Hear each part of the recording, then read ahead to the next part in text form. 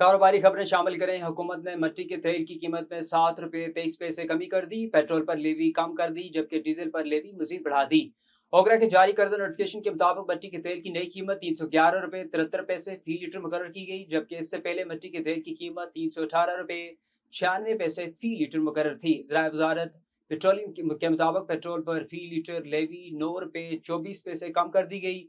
Petrol पर levy की शरह 117 रुपये 41 पैसे से कम होकर 108 रुपये 17 पैसे मुकर्रर की गई। डीजल पर लेवी में 9 रुपये 40 पैसे इजाफा कर दिया गया। डीजल पर लेवी 42 रुपये 60 पैसे से बढ़ाकर 52 रुपये फी लीटर मुकर्रर की गई है। पाकिस्तान में कलील मुद्दती महंगाई में रिकॉर्ड इजाफा देखा गया, जहां असास कीमतों के इशारिये में 14 मई को खत्म होने वाले हफ्ते के दौरान सालाना बुनियादों पर 14.52% इजाफा सामने आया।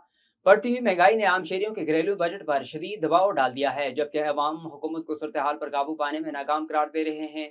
पाकिस्तान ब्यूरो ऑफ स्टेटिक के जारी एदाद शुमार के मुताबिक हफ्तावार बुनियाद पर भी SPI में 0.47% इजाफा हुआ, जिससे जाहिर होता है कि सख्त मालियाती पॉलिसी और माशी सुस्त रवि के बावजूद महंगाई का दबाव बरकरार है। पाकिस्तान में सोने की कीमत में गुज़श्ता रोज इजाफे के बाद बड़ी कमी रिकॉर्ड की गई है, जहां फी तोला सोना 15,500 रुपये, जबकि 10 ग्राम सोना 13,299 रुपये सस्ता हो गया।